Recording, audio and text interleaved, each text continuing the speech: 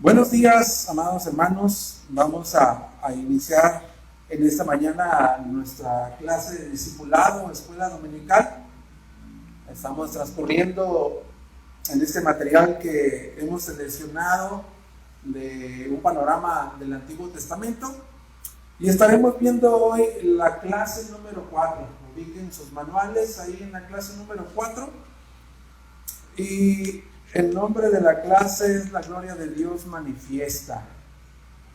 La Gloria de Dios Manifiesta. Es la clase 4 de nuestro manual.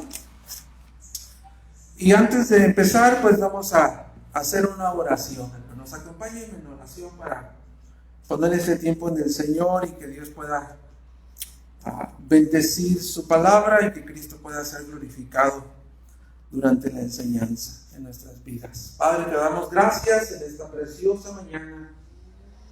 Venimos a tu presencia, Señor, sabedores de que tú nos has llamado, Señor, a estar atentos a la voz de tu palabra.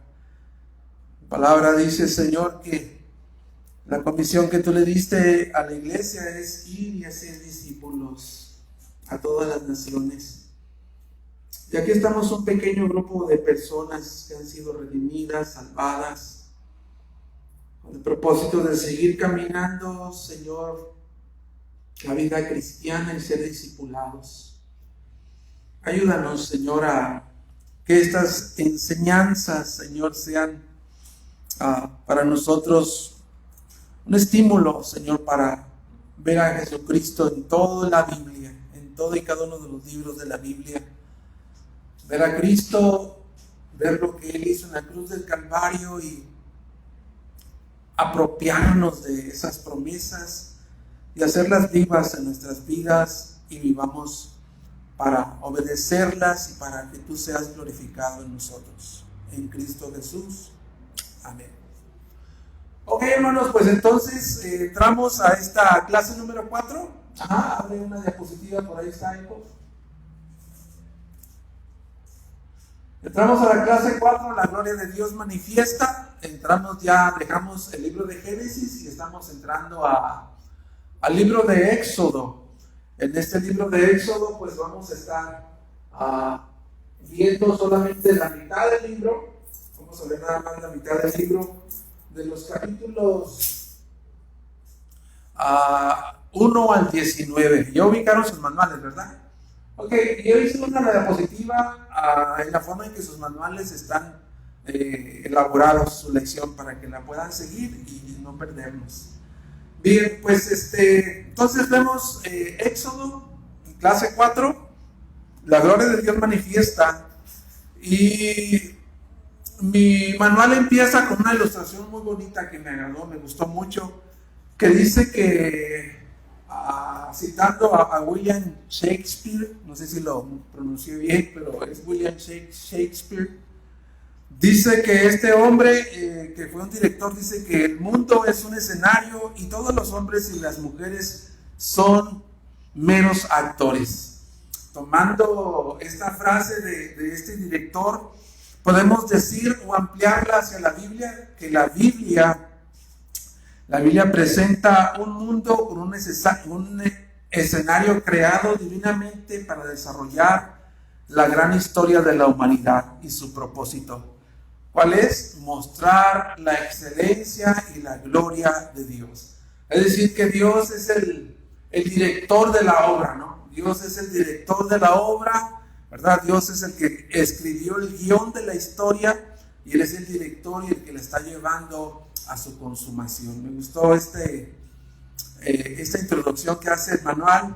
Posteriormente viene ahí un bosquejo del estudio, pero eso lo pueden hacer ustedes en su casa, ¿no? Del capítulo 1 al 19 viene un bosquejo y lo pueden ver de una manera más personal, más íntima en tu casa.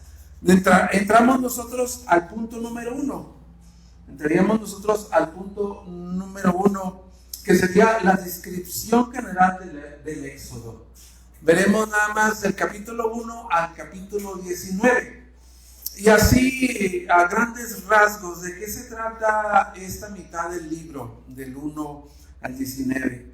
Bueno, prácticamente podemos ver que en capítulo 1, ahí es donde se empieza a ver el contexto histórico de dónde viene el pueblo de Dios, ¿verdad? En Génesis nos quedamos con esa promesa que Dios hace a Adán y Eva en Génesis 3:15, y vemos que toda la narración de Génesis, Dios está tratando de darle continuidad a esa promesa, donde Dios declara que la simiente de la mujer tendría un hijo prometido que aplastaría la cabeza de Satanás, y Satanás heriría el talón de ese hijo que iba a nacer de la mujer.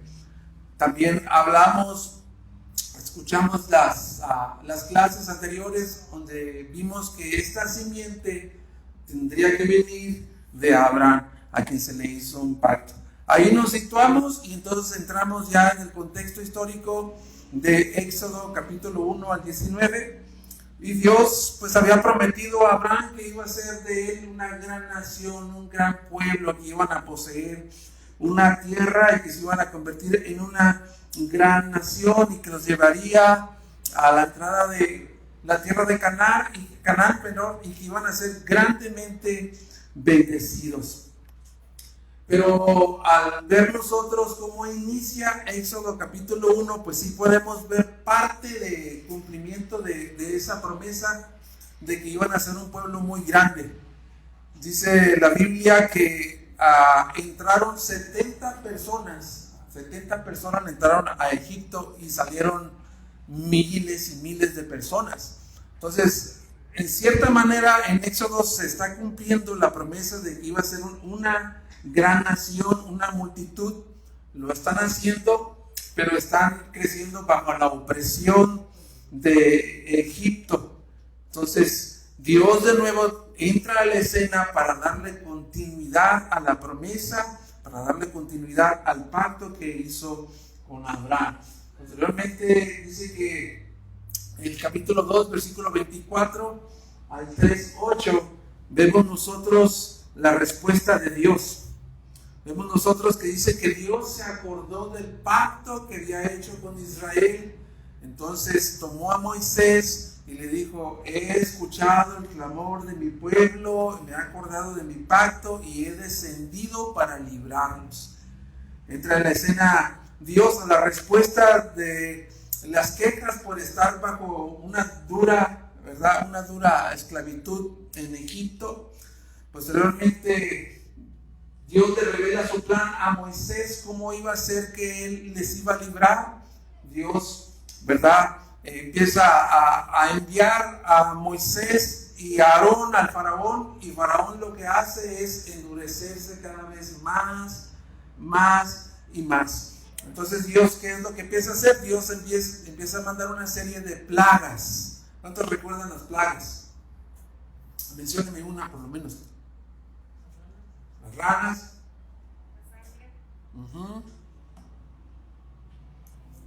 Las moscas.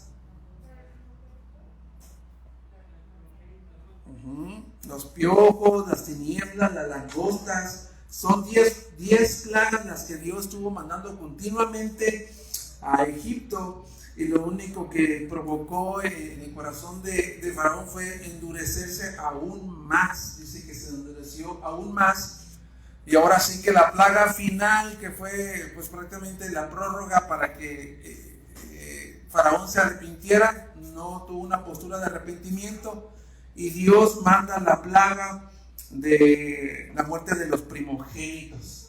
Y ahí enseña claramente que Dios estaba preparando al pueblo de Israel para que entendieran ellos que no solamente Egipto merecía un castigo, sino también Israel merecía un castigo, pero Dios estaba proveyendo un cordero para ellos. Lo que pasa ahí, sabemos la historia, ¿verdad? Que sale el ángel de la muerte y dice que donde había esta sangre de este cordero sacrificado en los dinteles, en los marcos de las puertas, Dios pasó por alto para ver esa sangre y mató a todos los primogénitos de Egipto. Posteriormente los saca de ese lugar, y los lleva en un viaje, en una travesía al monte Sinaí. Y ahí empieza apenas parte de su travesía en el desierto. Hasta ahí vamos a cubrir nada más, no podemos avanzar más hacia allá, Entonces vemos que Dios en cierta manera está cumpliendo parte de la promesa que le dio a Abraham de hacerle una gran nación para poseer una tierra. Pero el pueblo de Israel sí se encuentra creciendo, sí se encuentra multiplicándose, pero se encuentra bajo la opresión de otra nación y no están poseyendo ninguna tierra. Y Dios llama a Faraón y le dice: deja ir a mi pueblo para que me celebre fiesta en el desierto. Y la respuesta de Faraón fue: ¿quién es Jehová? Yo no conozco a Jehová, por lo tanto no voy a soltar ni Israel ni lo voy a dejar ir, porque yo no sé quién es Jehová. Entonces, en capítulo 8, versículo 22, Dios le da una respuesta a Faraón y le dice que en medio de todo ese despliegue del poder de Dios en las plagas, le dijo: tú vas a conocer quién soy yo. Tú vas a conocer que yo soy Jehová, que habita en medio de la tierra. Y vemos entonces que Dios los saca, ¿verdad? Y empiezan en su travesía en el desierto. Dice la palabra de Dios que ellos estaban caminando y Dios junto con ellos los guardaba en una nube durante el día del calor abrasador del sol, durante la noche también, ¿verdad? Fría, con una columna de fuego, de tal manera que cuando los egipcios, ¿verdad?, fueron tras de ellos, como que quedaron en un callejón sin salida ahí frente al Mar Rojo, y Dios, ¿verdad?, abrió el mar en dos y cayó en juicio sobre los egipcios, y el pueblo de Dios fue liberado. Entonces, prácticamente esa es el panorama o la descripción del capítulo 1 al 9, al 19. Entonces, entramos al primer punto de su lección y encontramos por lo menos varios temas, pero entre los más importantes temas que encontramos en el libro de Éxodo, ¿verdad? Uno de ellos es la identidad de Dios. La identidad de Dios es uno de los temas que constantemente Dios está dando a conocer quién es Él. Constantemente Dios está hablando a través de Moisés y Aarón, diciendo cuál es Él, cuáles son sus atributos, cuál es su personalidad. Entonces, ve ahí a Éxodo capítulo 3, versículo 13 y 14. Los vamos a estar leyendo. Dice: entonces el Señor Dios dijo a la mujer, estoy en Génesis. Éxodo 3, versículos 13 y 14.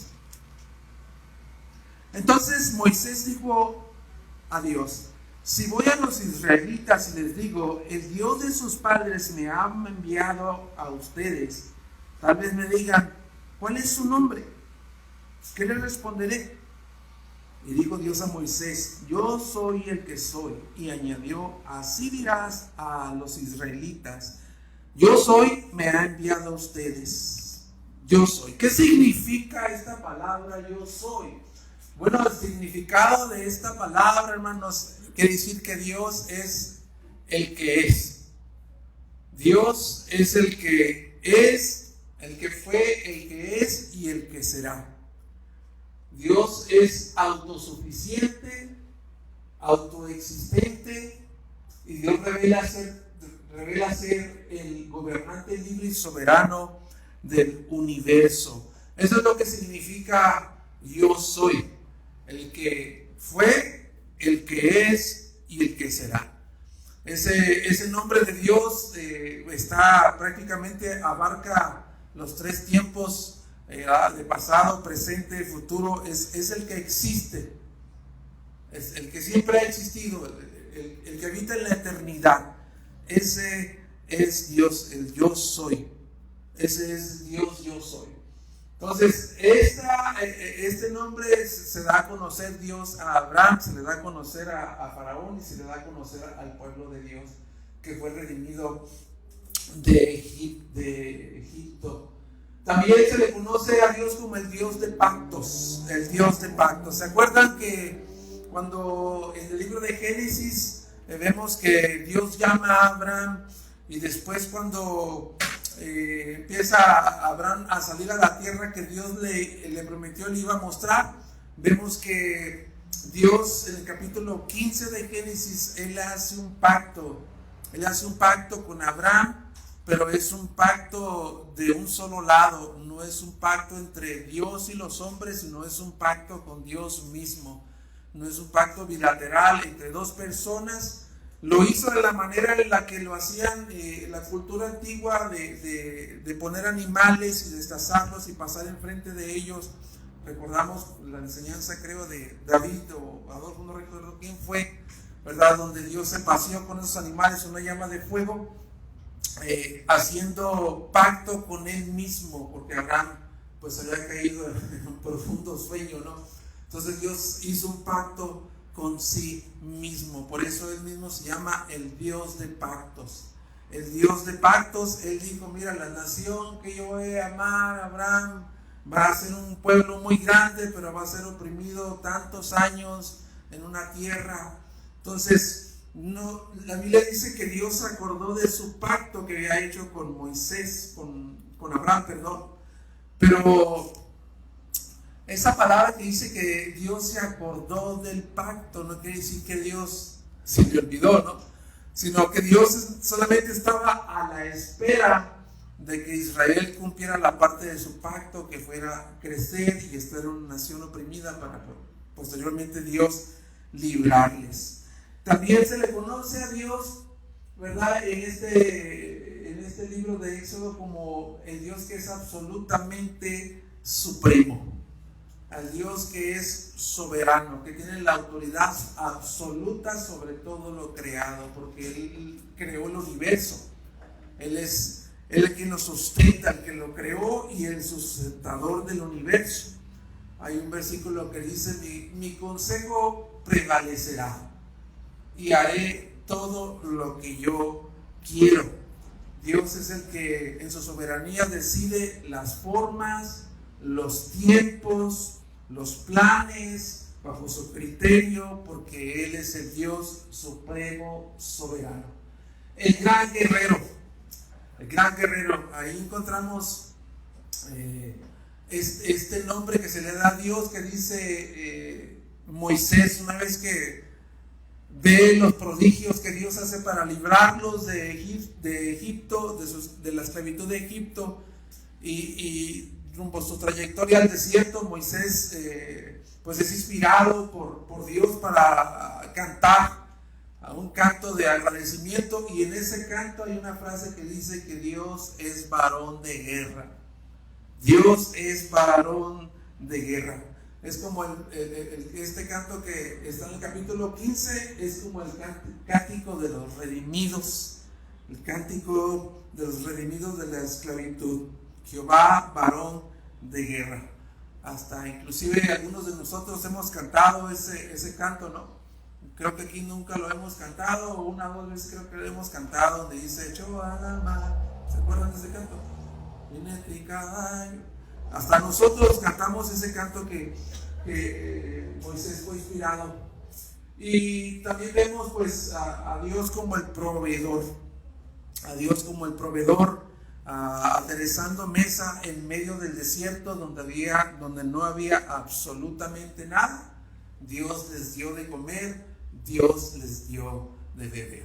Ese es uno de los principales temas del Éxodo. Vamos al segundo, la identidad única de Dios, y encontramos otro tema en Éxodo que habla del poderoso patrón de redención. El poderoso patrón de redención.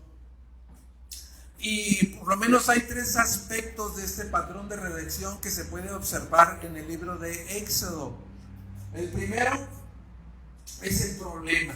¿Cuál es el problema que muestra el libro de Éxodo al pueblo de Israel? El problema es que el pueblo está oprimido bajo esclavitud. Ese es el problema.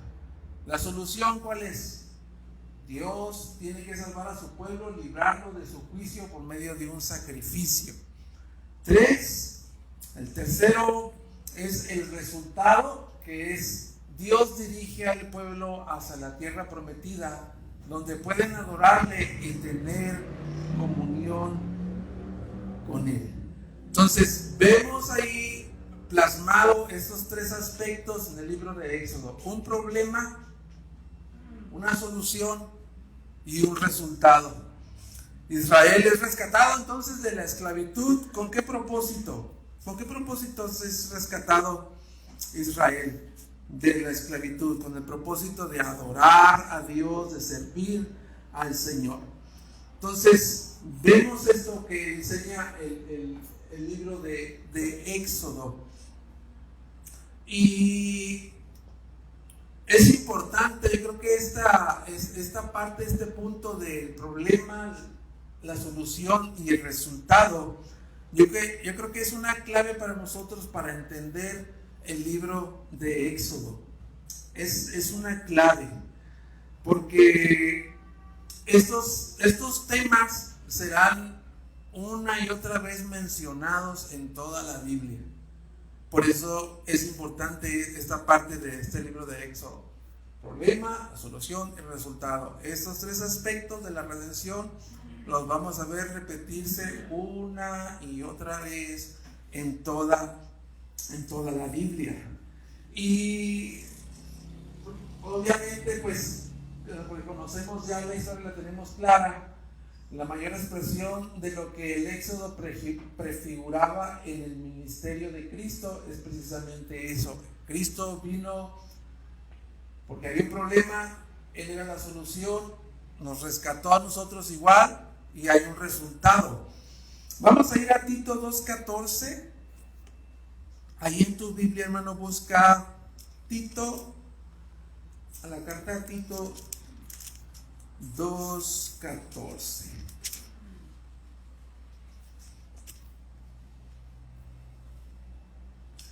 Dice, Él, hablando de Cristo, Él se dio por nosotros para redimirnos de toda iniquidad.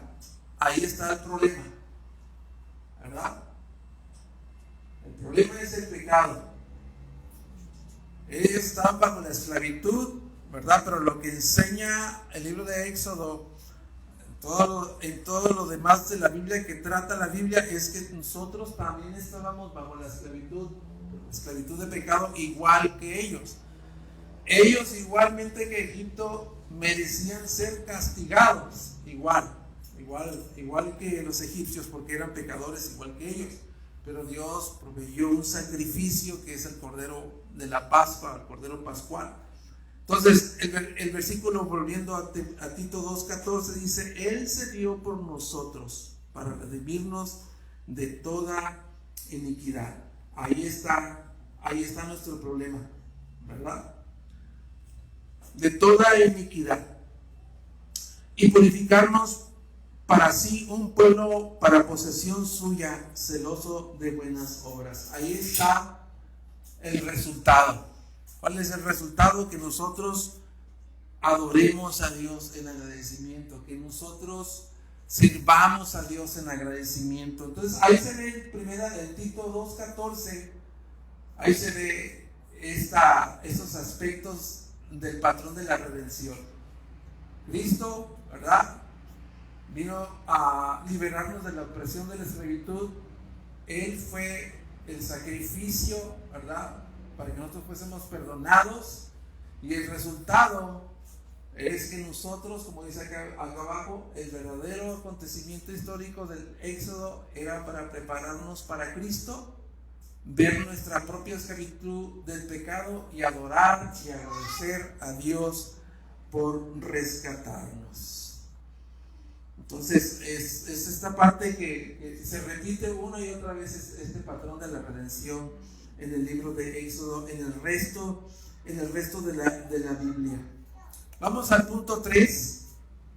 Ahí en sus manuales el título es La provisión misericordiosa de Dios de un sacrificio sustituto. Y para eso vamos a leer Éxodo 12. Para eso vamos a leer Éxodo 12, 12 y 13.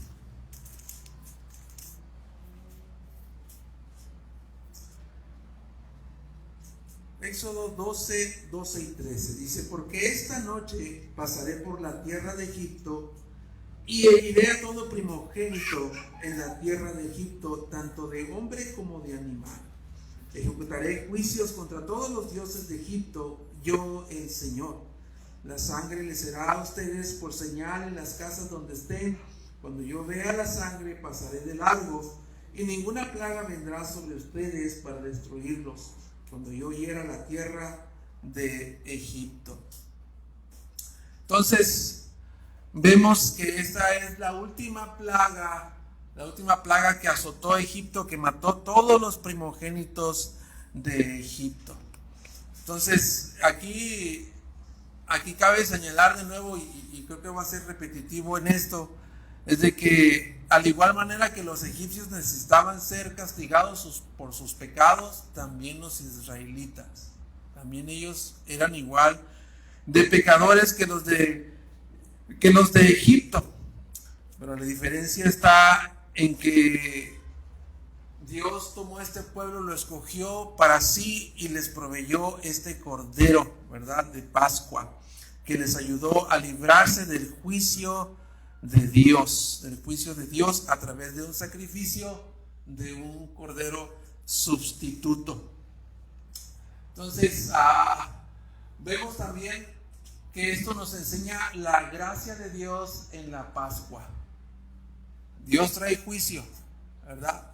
Juicio para los egipcios, juicio también para los israelitas, pero en el mismo juicio Dios también provee gracia, que es un sacrificio de un animal sustituto, al cual Dios le dice a Israel: tienes que poner en tu calendario anual de festividades una festividad de que cada año se celebre la fiesta de la Pascua. Entonces vemos la gracia ahí en la Pascua, y pues aplicándolo a Jesucristo, Jesús es nuestro Cordero de Pascua. Fue lo que le dijo en Juan, el Evangelio de Juan el Bautista, cuando vio a Jesús caminar para las aguas, él dijo: he aquí el Cordero de Dios que quita el pecado del mundo. También Pablo le mencionó a los corintios que nuestra Pascua, Cristo, ya había sido crucificado. Entonces, y en Mateo 26, 27, donde Jesús entra a celebrar en el aposento alto la Santa Cena a celebrar la Pascua con sus discípulos, ahí en ese escenario Jesucristo dijo: esta es mi sangre del nuevo pacto. Mi sangre del nuevo pacto. O sea que esto de la provisión de un sacrificio sustitutivo representaba a Cristo. Cristo viene a su nuevo pacto, su sangre, ¿verdad?, es la señal de este nuevo pacto. Entonces, dice acá después de Mateo, el simbolismo de la Pascua no era un recordatorio del pasado, era un diseño de lo que vendría en el futuro. Entonces, eso es lo que enseña Éxodo una y otra vez. Punto 4 de sus lecciones. Otro tema que abunda en el libro de Éxodo es el pueblo especial de Dios. El pueblo especial de Dios. Éxodo 4, 22 y 23.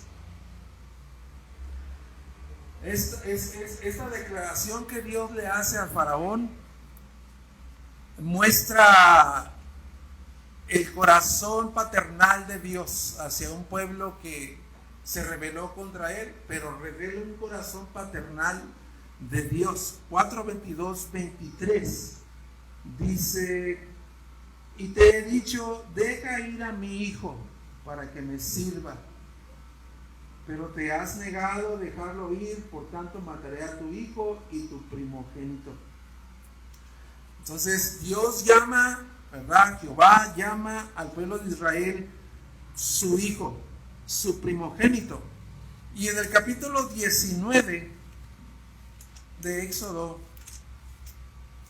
después de que Dios ya los trae por una travesía en el desierto, los lleva hasta el monte Sinaí, Dios les entrega su ley. Y esto es lo que Dios dice. En el versículo 5 dice: ahora pues, si en verdad escuchan mi voz y guardan mi pacto, serán mi especial tesoro entre todos los pueblos, porque mía es toda la tierra.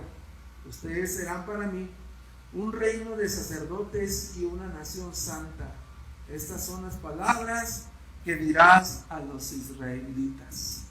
Entonces, en el pacto que Dios hace con Israel, ¿verdad? Un pacto en el que Israel es bendecido de una manera muy especial, es llamado el Hijo de Dios, pero también Dios les da una misión a ellos.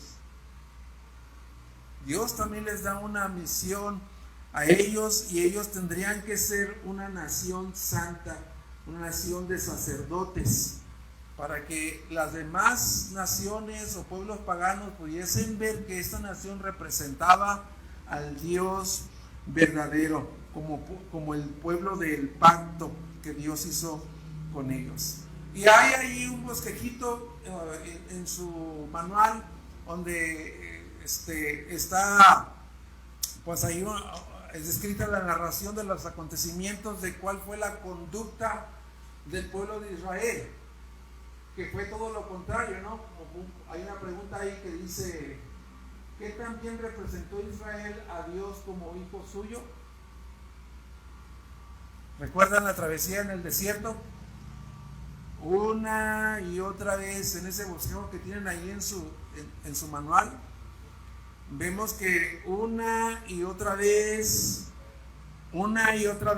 el pueblo se quejaba con Dios, porque no había agua, porque no había alimento, por el calor, por todo lo que enfrentaron en el desierto, diciendo: Dios nos sacó de Egipto para matarnos a nosotros, a nuestros hijos en el desierto, estábamos mejor allá. Ahí podemos ver todo esto narrado en ese bosquejito que tienen ustedes ahí. Entonces Israel hizo todo lo contrario, ¿verdad? Hizo todo lo contrario de haber sido escogido como el pueblo del pacto, su tesoro muy especial. Ellos no pudieron hacer eso, y vemos que terminaron adorando a un becerro de oro en el capítulo 32, pero pues ese es otro tema. Nada más estamos tocando del capítulo 1 al versículo 19. Pero aquí también encontramos otra aplicación de lo que el pueblo de Dios tenía que ser. El Hijo de Dios tenía que ser Israel, mi hijo, mi primogénito. Encontramos aplicado en la persona de Jesucristo, que Jesús es el cumplimiento de todo lo que Israel debía de ser. Jesús es el verdadero Hijo de Dios, es el verdadero primogénito, Hijo de Dios, porque obedece al Padre perfectamente. Jesús es el verdadero Israel. Lo encontramos en Mateo 3 y capítulo 4 también, donde Jesús prácticamente experimentó lo que experimentó Israel en el desierto como Hijo de Dios. Vemos que cuando Jesucristo viene, Juan lo bautiza, él desciende a las aguas, después sale de ahí y dice que el Espíritu lo llevó al desierto para ser tentado. Al desierto, qué casualidad que al desierto, ¿no? Donde pasó Israel, para ser tentado. ¿Con qué? Él tuvo hambre, igual que ellos, tuvo sed, igual que ellos, fue tentado de la misma manera como el pueblo de Israel. Otra de las tentaciones que el enemigo le mostró, lo tentó, era de que sospechara de Dios, ¿verdad? Dudara de Dios. Y vemos esa actitud también en el pueblo de Israel cuando probaron a Dios, cuando el enemigo le dice a Jesucristo, si eres tú el Hijo de Dios, ¿verdad? Échate, cuando lo llevó arriba al pináculo de ese lugar, échate, que Dios va a mandar a sus ángeles para que no perezcas. Y también le ofreció todos los reinos de la tierra si solamente postrado le adorara, ¿verdad? Entonces vemos que fue tentado para probar la palabra de Dios o la fidelidad de Dios, como también ellos pasaron en el desierto, ¿no? Entonces Jesús es el cumplimiento de todo lo que tenía que haber sido Israel. Él es el que obedece perfectamente al Padre, ¿verdad? Y Él es prácticamente el Hijo de Dios, es el primogénito. Y el punto 5, el glorioso motivo de Dios. El glorioso motivo de Dios es otro de los temas que encontramos en el Éxodo. El glorioso motivo de Dios. Para esto vamos a ir a Éxodo capítulo 6.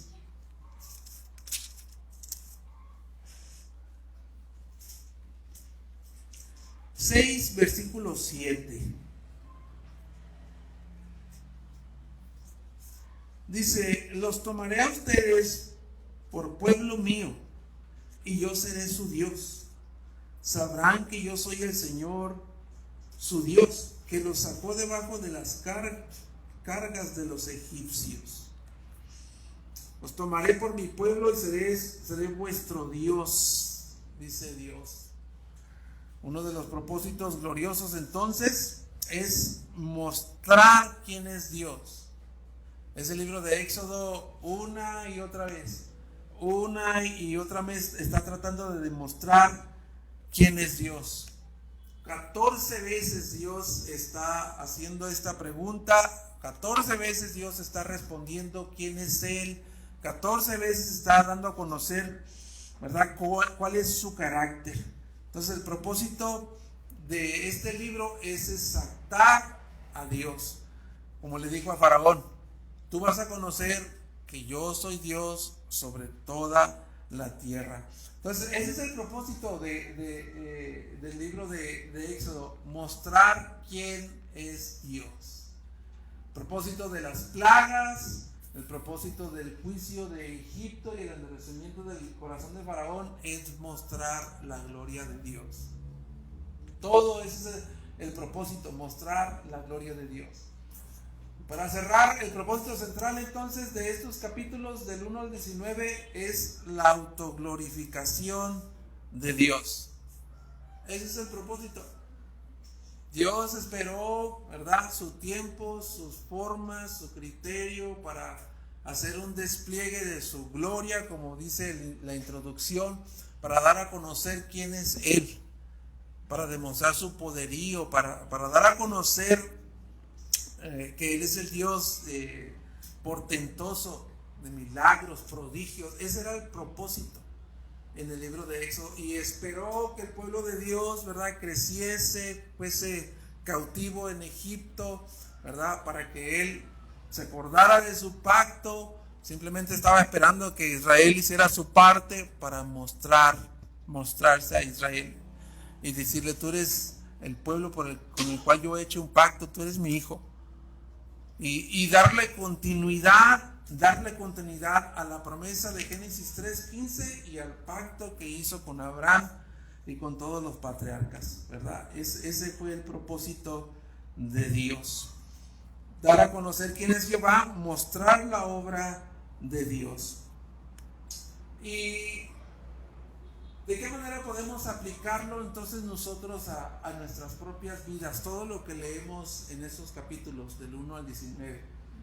Bueno, la aplicación que encontramos ahí es que nosotros fuimos creados para glorificar a Dios. Si has creído en Cristo, recuerda que fuiste redimido, rescatado, igual que Israel, de la esclavitud del pecado, para que pueda ser un testimonio glorioso de quién es Él. Un pueblo, dice, su especial tesoro. Déjalo ir, le dijo a Faraón. deja ir a mi hijo, Israel es mi primogénito, déjalo ir para que me celebre fiesta en el desierto, para que me adore. El propósito de su liberación, de su rescate, no solamente, ¿verdad?, fue para librarlos de esa opresión, sino porque había un propósito más allá, que era glorificar a Dios y representar a Dios entre todas las naciones como el pueblo escogido de Dios. Ellos fallaron, pero todo apunta hacia Jesucristo, que es el verdadero Israel, el verdadero Hijo de Dios, el que cumplió todo lo que Dios demandó de Israel. Y para nosotros es esta la aplicación. Nosotros prácticamente fuimos igual, rescatados, no de una entidad demográfica, de una tierra, de un lugar específico. Nosotros fuimos rescatados de la cautividad del pecado. Estábamos cautivos en el pecado, éramos prisioneros del pecado, estábamos ahí incapaces de salir de allí, no podíamos, no queríamos.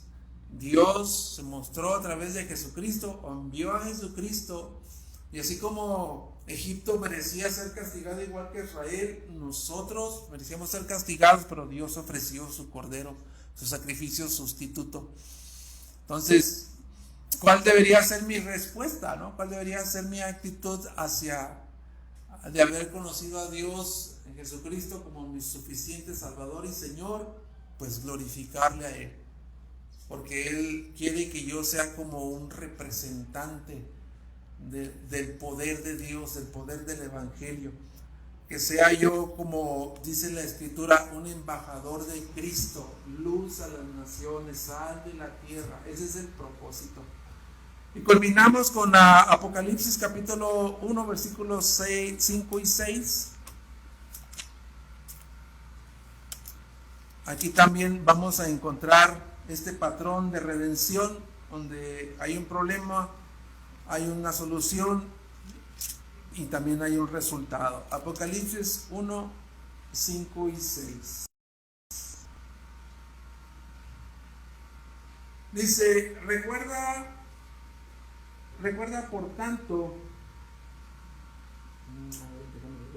tanto de dónde has caído, arrepiéntete y haz las obras que hiciste al principio, si no vendré a ti, quitaré tu candelero de su lugar si no te arrepientes. Pero creo que esta no es, ¿o sí?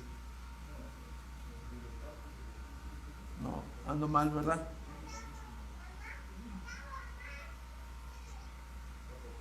Ando en capítulo 2.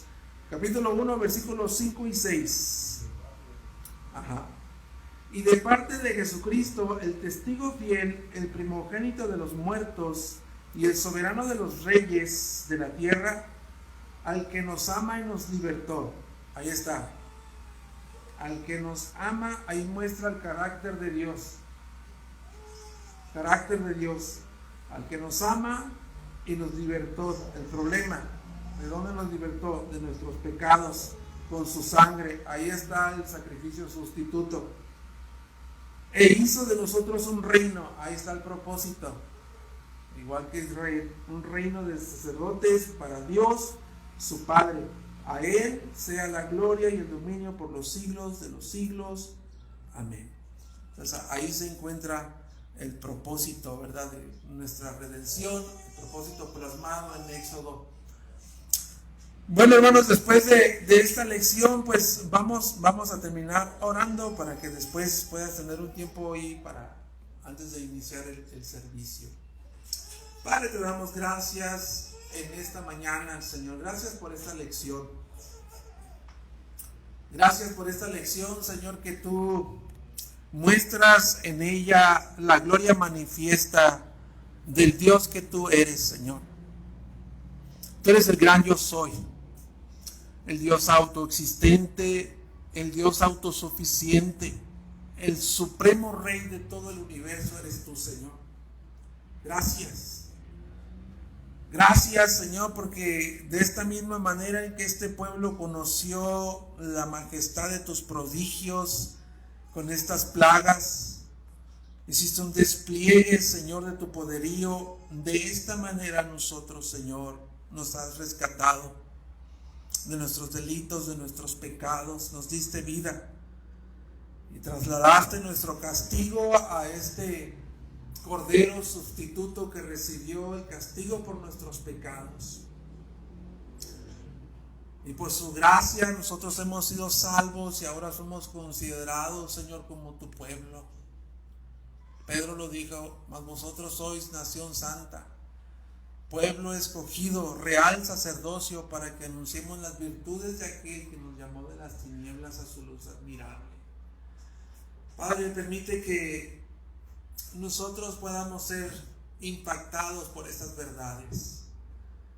Que no solamente sea conocimiento, Señor, acumulándose en nuestras mentes, que sea realmente un conocimiento que llegue a lo más profundo, a lo interior de nosotros y provoque un cambio de afuera, de adentro hacia afuera, una transformación, Señor.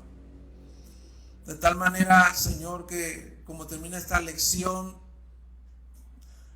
que solamente busquemos el glorificarte a ti en todo lo que hagamos, como dijo Pablo, ya sea que comamos o bebamos, hacerlo todo para la gloria de Dios. Gracias, Señor, porque confiamos, Señor, que tú eres el Dios de pactos que le da continuidad a sus promesas.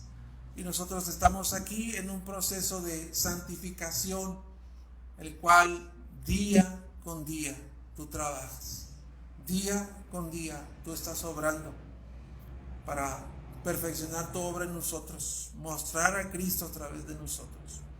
Bendice a esta iglesia, bendice a todos aquellos, Padre, que están dispuestos a ponerse en tus manos para ser pulidos, tallados, para mostrar a Cristo. En el nombre de Cristo Jesús oramos. Amén. Bien, hermano, puedes tomarse un buen descanso, ¿verdad? Antes de iniciar el servicio.